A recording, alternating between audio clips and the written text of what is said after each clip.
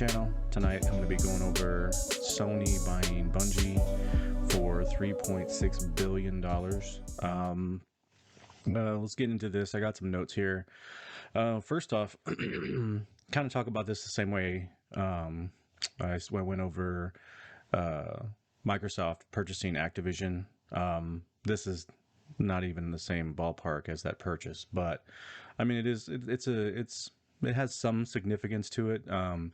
To me, it seemed like not that big of a deal to me. I mean, it was cool to see, like, oh, okay, that's cool, but it didn't really do much for me.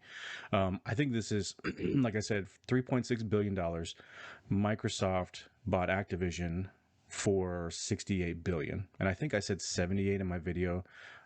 I do these in one cut, so I'm going to make these types of mistakes, so I apologize. I'll try to get a little bit better having at least the financials and the important data like that on point.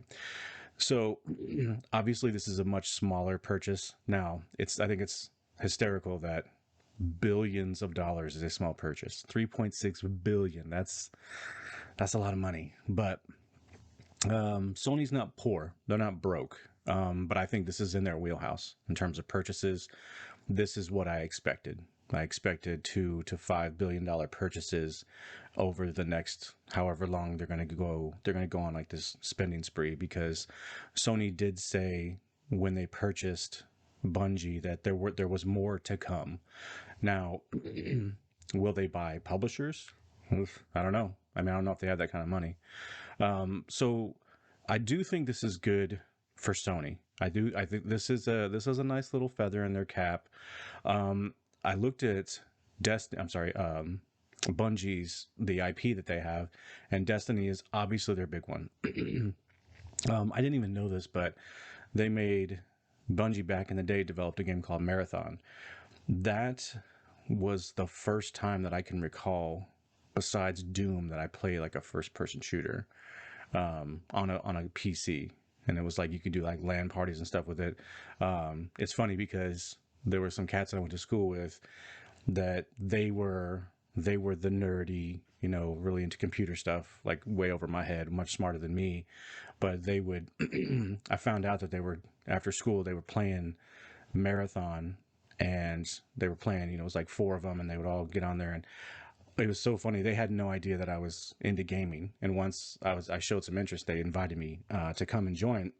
So I stayed late for a few days, gamed with them for a while. It was a lot of fun.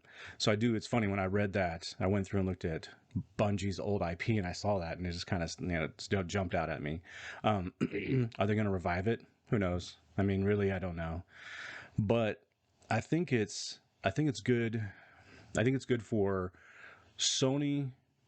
Had a relationship with them already, so I think it's good for them. And you could kind of, if I really sat and thought about it, this makes a lot of sense.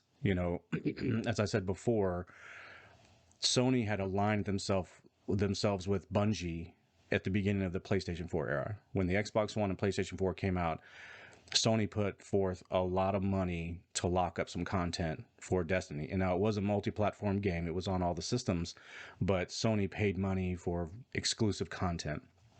And I know that pissed off a lot of Xbox guys and girls. Like I said, I used to listen to a lot of podcasts, and I would listen to Xbox podcasts, and I would actually listen to like Destiny podcasts. I even listened to like some Division podcasts, because I got into the Division for a while. But that was always something that rubbed Xbox players really the wrong way. Like, they just hated the fact that Sony, and it was, I could kind of understand where they were coming from for sure, but Sony paid the money. So that relationship between Sony and Bungie was kind of, now back up a step further. Bungie used to be owned by Microsoft, or I don't know if they were, they've kind of had like a little, they've laid some interesting tracks along the way. So excuse me, I've still got this raspy stuff going on. So Bungie, they were independent, and then they were purchased, I believe, by Microsoft, or they merged or whatever, but they came and developed Halo 1, 2, and 3, and I think it was like ODST in Reach or something like that. I'm not 100%, but I know Halo 1, 2, and 3, that was Bungie. And then they broke away from Microsoft and they went solo.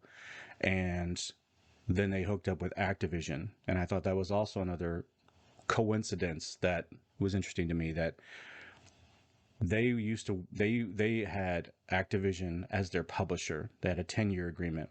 And then now, me personally, I think Activision lost their way many, many years ago, and now they are just sort of that corporation. They don't give a shit really about creativity. They think more in lines of just dollar signs. And I understand that these developers, they want to make games, but they also want to get paid doing it, and they get paid handsomely. So I don't have any problem with developers making, stacks of money like they do. It's just Activision's kind of like EA. Like they don't really, they'll just milk, they milk all of their brands. So I wasn't really happy when Bungie and Activision hooked up, but Activision, they're rich, they provided a lot of money, and they were doing really good back then. And then after the agreement broke or ended, they broke away from them and they went independent again. And this purchase, the way I understood it when I read about it, is it's not necessarily a purchase where Bungie is a Sony studio. They will not be a Sony first party studio. They will still operate independently as like a subsidiary. So I'd be interested to see what that means, because it's great for Bungie because they're going to have Sony's money. Sony has a lot of money. They don't have the same pile as Microsoft, but they have a nice little pile of cash. So Bungie's going to reap a lot of benefits from this. Now, what I'm not sure is how is this really going to help Sony out? And we'll get into that a little bit later. But I was just curious after I sat and thought about it, because there was it's like I saw a lot of on my feed, and it's like, oh my God, Sony bought Bungie, what a big deal. And I was like, is it really? Like, the more I thought about it, it didn't really feel like that big of a deal to me. But the thing too about this purchase was, it really wasn't on par, in my opinion, with what Sony said they were going to do. It sounded, if I remember correctly, that they were going to try to buy and develop studios. They wanted studios that they had good relationships with, or that they had worked with. Now, Bungie is one of those studios, and I made that point already, but I was thinking more along the lines like when they purchased Insomniac. That made a lot of sense. When they purchased Housemarque, that made a lot of sense. Bluepoint, that made a lot of sense. Those acquisitions made sense because Sony had been really fostering them and helping them financially to let them spread their wings. Look at Guerrilla Games. Like, I know that's been a first party studio, but they really, Sony has their first party studios. They got them running like a well-oiled machine, and I don't think anybody can complain or argue with that. Sony is killing it in the first party games category. So this one, I don't know. This was a little bit weird to me, because Bungie is going to be operating independently. Now, what does that mean for, well, first of all, let's get one thing out of the way. Destiny. That was the big question, right? Is Destiny going to be multi-plat? They already said it's going to be. It makes total sense. Right now, I think it makes total sense. Why? Destiny is Destiny is an ongoing kind of like it's almost like a service, a games for, like, I'm trying to think of a good comparison. It's kind of in that GTA Online environment, or not necessarily like World of Warcraft, but it kind of is in that way where, you pay money and you just keep getting updated seasons, is what the new fad is. It's like seasons have been this thing now that most games who are trying to, developers who are creating these games, and they're specifically for like multiplayer games, they really push the seasons thing so that they can have fresh content coming out like every 3 months. And it's a decent model. I mean, it works fine. I'm not a fan of it always. And I'm curious as to where at some point the buck has to stop. I mean, I understand Sony isn't doing this out of the goodness of their heart. Okay, there is something to be gained here, and I think that there's some obvious gains in terms of having them going forward. And I don't think Destiny is really, I don't know. I'm just not 100% on what's going to happen with Destiny, but I think right now it doesn't make any sense to sort of wall it off all of a sudden. I think optics wise, it would look petty on Sony's part to just say click turn off all Xbox and PC stuff and say sorry guys, because it's been a multi-platform game for so long. It just wouldn't make sense. So but what about Bungie's new IP? Because they did specifically talk about that. What will they do with it? Because Bungie has openly said that they want to grow as a company, and they mentioned something along the lines of multimedia. I don't know what the hell that means. I mean, when I hear multimedia, I think of like streaming shows, like episodic shows, or maybe movies or something like that. That's what I think of. I don't know. Not a fan of that. I don't think that really works out too well. I think gaming developers should stick to developing games. Like, do what you're good at. If you want to move on from Destiny and create something new, more power to you, Bungie. But I don't know. That always leaves a bad taste in my mouth when I hear this sort of switching the gears up, and like they want to do something completely different, like outside of video games. Like, well, that's what you're known for, Bungie. So I don't know. But I think Bungie in the future, their future IPs, I I think Sony is going to try to lock them up in some way, shape, or form, whether that's um, a 1 month, a 6 month, a 1 year exclusivity deal where they will have they will release the game on PlayStation and or their streaming service, whatever the hell that's going to be, and then it'll be like a timed release later on for Xbox and PC. They could do that with a new IP. Obviously, I don't think, like I said, I don't think they can do it with Destiny. So we'll see. I'm curious as to where that's going to go.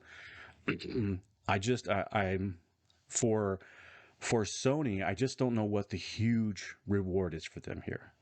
And so what makes me, that's what gets my mind thinking, like, Bungie has to be up to something. Sony is up to something, Bungie's up to something. They're going to try to make a ton of money off something. And I don't think it's Destiny, because that's sort of already laid out. And Bungie has said this is a 10-year game. It came out in 2014. So we're at 8 years. So that's a couple more years, and then they could be moving away from it. So my expectation is in 2 years from now, they're going to be announcing a new game. 3 years from now, they're going to be announcing a new game. There's going to be something coming out. So, and I think Bungie wants to grow their studio, and they have to. They've pushed all of their chips into Destiny, so they obviously want to bolster the roster of developers, artists, programmers, testers, so that they can, if they want to move on and have two games going at once, sort of finishing off Destiny and then moving on to the next big thing, they're going to need to bolster that roster. So we'll see. I'll be curious. But like I said, I don't think I personally, I don't think it's this, like, this whole thing isn't that big of a deal. Um, and I think that Sony and Microsoft. So there's been two big acquisitions in the last, like, I don't know, 2 or 3 months, whatever. No, actually, I'm sorry, Bethesda was a while back. So let's just stick to these two: Activision and Bungie being purchased. Both Microsoft and Sony have already come out and got in front of, will they be locking away games? I personally think that it's not in their best interest to squabble over that type of shit right now. I think they're going to play nice for a while, but I don't think this is going to last. I just don't. I think you will absolutely see games locked away on Xbox, whether it's the next Dishonored game or the next Skyrim sequel, whatever it's going to be. I absolutely think that Microsoft is hoping that they will get Game Pass worked into Sony somehow, so that they can reap that money from people who are playing on a PlayStation. But if they can't, I mean, it really depends on how many consoles they've sold, because let's talk about one thing real quick.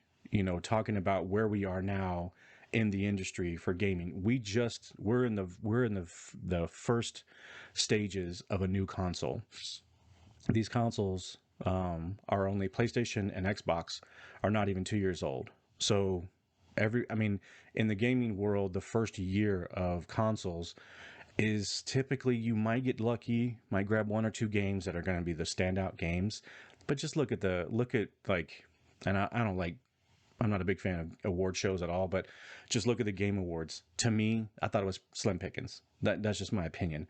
But that's on par for how consoles get rolled out. The first year, 12 months, 16 months, 18 months, it's usually slim pickings. It's a lot of sort of learning their way and just putting some shit out for gamers to play, but they really don't hit their stride until that second and third year. The third year is typically when you start seeing developers, they've had their hands in the tech for long enough that they can start really flexing the muscles of both consoles, and they're both super powerful. So, having said that, I don't think that I don't think that the next Bungie IP, the next Activision IP, the new stuff, I'm curious of how long they can keep developing games for the lowest denominator, which would be an original Xbox One and an original PS4. I don't know how long they can continue to do that. I don't think it's feasible. I've always thought, why can't console makers develop like PC games? What I mean by that is, in the same way that PC games are, you can go out and buy a game for your PC, and depending on how hard, or I'm sorry, how good the tech is, the tech in your PC or your laptop is, depends on how hard you can push the game. So when you install a new game, or you're on Steam or whatever you're doing, you could always move the sliders, graphics, textures, frame rates, and things. You can make all those adjustments. I think that's where console makers want to go, but I don't know if they're there right now. I think we're starting to see some of that for sure. But so if you had a really weak PC or laptop, you could still play these games. They just would look like shit. You could play the newest games and it just would be like, pixelated and blocky, and might be choppy, and the frame rate might dip really low. So how long can Sony and Microsoft continue making games for an original PlayStation 4 and an Xbox One? I mean, it just doesn't, it's not feasible. And I think at some point they're going to have to break away. And that's what I think both of these console makers are gearing up for. I think they're gearing up for that next big push in graphics and sound. Utilizing sound like Returnal, the way they utilize their sound, they really did a good job with that. But just really pushing the tech. I think that's where they're heading. And I think these types of moves is what they're thinking of. They're trying to get as many things in their stable as possible, because I think we're moving into a whole new generation. Personally, I think these consoles they're moving into a whole new space, just in the console cycle in general, and I just think in technology in general. I think that's where we're heading. So, going back to this purchase, I think Sony is looking at Bungie's next IP or IPs. I think that's what they're wanting from them. I think that's the best thing that they can hope for. That multimedia thing, I don't know. I don't know what the hell that means. But Sony does have $150 billion in market cap. So I mean, they're not broke. They have money. They can make some more acquisitions like this. And I'd be wasting my breath trying to predict. Now, hindsight's 2020. You look at Bungie, it makes total sense. As soon as I heard it, I'm like, that's perfect. It makes sense. It just seems like the right thing to do. So where will they go next? Because like I said, they said that they're going to continue to acquire new studios, new IP. And I think that's what they want. They want IP. That's what matters. That's what counts the most. So we'll see what happens with that. And I also, going back to Sony and Microsoft, another reason why I think it's in their best interest to not really go after each other right now is because there is a console shortage. Now, I think it's bullshit. I don't think it's. I I have my own opinions on that whole chip shortage and all this other shit, but it is affecting the market. However, it happened. However, I believe it got to the place that it's at. We are still in that, and we're as a global economy, we're still feeling that. So, it's, and my understanding is, and I haven't looked in a long time. I got my hands on my PlayStation 5, quite a while ago. I kept looking. I got on Discord. I kept, digging and waiting. And I had to buy a bundle, so it cost a little bit more than what I wanted to pay. But I mean, I had to really try to get my PlayStation 5. Xboxes, they're in the same problem, the same predicament. It's hard to get these consoles because of this chip shortage and just just supply shortage in general. For supply chain, it's a pain in the ass. I work in supply chain. I've worked in supply chain for many years, so I I have a little bit of insight on that and how it works. But I just don't think that I don't think it's good for them, Microsoft or Sony, to just pull out the guns and just start saying, screw you, that's on PlayStation, screw you, that's on Microsoft only, and going to war with each other, because they're both not really in a position where their consoles are like booming. Sony may be doing really good, you know, optically, and then I think they're selling more consoles than Microsoft is, but they're still not selling as many as they want to, and Microsoft definitely isn't. So, you know, and also that leads me to think like, so if Sony has that much money, where are they going to go next? Like I said, I'm not going to venture to guess, but it's worth looking at. I mean, and I might do that. I might just go through and just look at some of the studios right now. I read comments. I love them. I saw a lot of people saying stuff. Predicting, go buy this, go buy that, go buy Kojima Productions, and Microsoft is going to buy Ubisoft. So that got me thinking, like, well, shit, Microsoft can't be done. I mean, they have, like I said before, they can buy Sony a few times over. They really have money. They got Microsoft money, not just Xbox money. So where are they going to go? Who are they going to pick up next? Because what's coming. And another thing about purchases is 2020 left a financial dent in a lot of companies. So you had companies that were cutting hours, cutting staff, closing their doors permanently. So I think that Microsoft and Sony, having all this money, I think they're in a position where there could be a lot of companies that are looking to sell. I mean, you think about Activision, you got to remember Activision went to Microsoft. I don't know for sure if they went to Sony, but Activision now let's pause. Activision is in a very interesting predicament with that whole legal shit. So for them, to me, I think it was an emergency move on Activision's part. And I think that it was in their best interest to just, hit the eject button and bail out with the golden parachutes, which is what they're going to do. All the executives and that Bobby Kotick, they're all going to make a ton of money off this acquisition. But Microsoft has acquired a ton of IP. Like well, let me rephrase that. They acquire more IP than Sony did through Bungie, and they required a hell of a lot more IP through the Bethesda ZeniMax purchase. So Microsoft, I think, is snatching up more IP than Sony is right now by far. So, I mean, Sony, if they want to, stay in this race, they're going to have to keep doing stuff like this, but I think they're going to have to be just a little bit more aggressive. They're going to have to buy IP that the studios are in. The studios can run they can develop well. They've put out good content, but maybe they got hurt. Maybe they're a little bit wounded and they're still licking their wounds from 2020. That's an easy fix right there. Sony's got the money, come in, swoop up, grab a studio that has maybe one or two IP that's really quality shit. I think that's where Sony should be going. So, because it's what Microsoft's doing, and I don't think Microsoft's going to stop. I really don't. I think they have enough money, and I think that they're in a position where they're going to go for this whole streaming service is, I think it's going to change the face of the industry completely.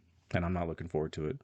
I mentioned that in my other video with Microsoft, so I won't get into it too much, but I do want to talk about it a little bit, because having Microsoft doing what they're doing and now Bungie being picked up by Sony, I said this in my last video. These two companies these two corporations, they're going to absorb a lot. And I think it's just a matter of time until Sony acquires an actual publisher. Now, that makes a little bigger difference, because when you look at a publisher, they're usually publishing several big IP. You know, they're pushing the money to get the games made and doing all the marketing and all that other shit. And while the developers, you know, kick back in the shadows, and, you know, they're the keyboard warriors out there just, you know, making the shit that we love. So I think we are heading down a path where we really could be seeing the beginning of some sort of like dystopian cyberpunk future, you know, where you have these very large corporations who are going to seize what they can based on the crippling effect of 2020. You know, like I said, there are so many wounded companies out there right now. This is the time, you know, this is the time to buy up, you know.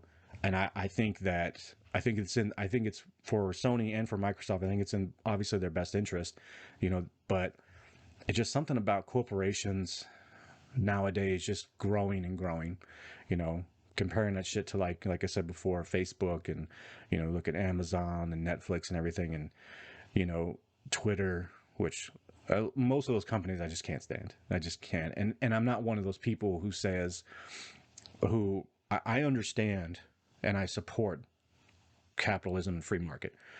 I think that it's good. I think it's a good thing. Now, that's just my opinion, and you may totally disagree with that, and that's fine. That's okay. I'll have that discussion with anybody, because I don't think the free market is perfect. I don't think capitalism is the solution to everything, but I think it's working out pretty well for this country. However, most companies, they usually capture their market, and whatever it is, whether it's a restaurant, whether it's a grocery store, whether it's a game studio, a movie studio, a tech company, when they start off, it's always exciting and new, and you're watching them grow and blossom and seeing these corporations get big. And it's kind of like, you're kind of rooting for them, you know, because usually they're taking on, you know, the bigger corporations. There's always that 400-pound gorilla. That's what we used to say in the tech. And I used to work in the tech industry a little bit on the supply chain side. And that was always the thing. It was like, we were the big 400-pound gorilla on our block was Qualcomm. Qualcomm was massive. And we were this little tiny little tech company. And they could buy us on a Saturday and be teeing off golf on Sunday. They wouldn't even care at that time to buy the company that I worked for. So it's always nice to watch companies start off and grow, and I support that. And I also support companies growing to the maximum that they can. You know, that's what the whole point is, right? The only thing that I have trouble with is when those corporations start absorbing everything around them. That's where it starts to get tricky. And that's where I think that's the downfall, right? Because Microsoft is so rich. They are like a Facebook, and Facebook buys up all their competition. Sony isn't that rich, but they're in a good position. They have plenty of money. They can buy up enough studios so that we are looking at just two major corporations sort of dominating the gaming space completely. And the reason why I think that could be a problem is when you have a silo, two silos in this case, that are growing at this rate, whatever decision at the top is made, it filters down through all of the corporations, or all the subsidiaries and the companies that they've absorbed along the way. That isn't always good, you know. I mean, what if Sony just says, we're never going to do a multiplayer game, and we don't want any of our companies to do them either? That sucks. Multiplayer games are popular. I like them. I mean, I've fallen off a little bit, but I'm still all for them. What if Microsoft, or what if Sony says they want to go all mobile? What if they say every single game that they want to make and every every IP that they own, they want to push a mobile thing? That sucks. Sorry. I love my phone. You know, I try to, you know, play a couple of games here and there on my phone to like kill time, but I game on my console. You know, I game on my PC. My laptop's pretty weak right now, so I can't really game too much on it. But I would like to have a PC. I'd like to have a nice, strong, badass Alienware laptop that I could play, you know, games in 4K, you know, at 60 frames per second. That would be awesome. One day maybe I will. But I want to experience and play games in that sort of that's the way the medium is. That's how I take in that medium. That's how I enjoy that medium, not mobile games. And I know that there's, you know, that's something that could happen. I mean, I'm not saying it is. I'm not trying to make a prediction. I'm just saying you just never know. And when you have all like one company sort of overseeing everything, like the corporate overlords, when they make a decision, it just sort of filters down. And if they own everything, then it affects everyone, right? So that's where my concern comes in. And also, and I mentioned this before, you know, Sony is going to combat Microsoft on the streaming service side. It's going to happen. They've already said it's coming. This what's it called? Project Spartacus or some shit like that. I mean, you know, I don't want to see that. I don't want to see gaming on streaming like that. I just don't. I don't think it's a good idea. I don't think it's good for the medium. But I'm not going to dredge it up. I know I said a lot in my last video, but it is something that's on my mind. So we'll see how this falls, you know, how it all plays out, because I definitely think that we're heading into a whole new era of gaming. And as a gamer and a person who's been gaming for, you know, a few decades, I really don't want gaming I don't want it to abandon its roots and abandon what makes gaming, or what has made gaming so special to me. And I don't want it to go multi-billion-dollar corporations running everything. You know, I want to see independent studios have their independence, and I want to see them create the art. And you know, these developers, and not all of them, but most of them, they have a passion for making these games, and it shows. When you see a game come out, there are games where they hit the screen and they're just like, wow, you can tell these people gave a shit about what they were doing. They loved what they were doing.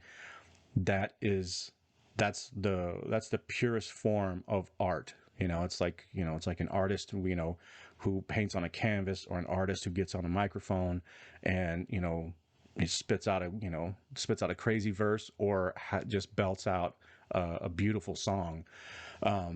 That's the purest form. And I really want independent studios, and I want to see a lot of studios have that ability to just sort of make what they want to make, and not have to just make whatever their corporate leaders say, you know, because like I said, they're playing nice right now. Microsoft and Sony are playing nice, and they're saying everything that I want to hear. I feel like, and to me, when I hear it, I feel like it's just lip service. I feel like they're just telling me some shit right now, but in 5 years, in 8 years, 10 years, then, you know, it could be totally different. So, but we'll see. It'll be interesting to see where this goes. Fingers crossed it doesn't end gaming the way that we know it. I don't think it's going to be.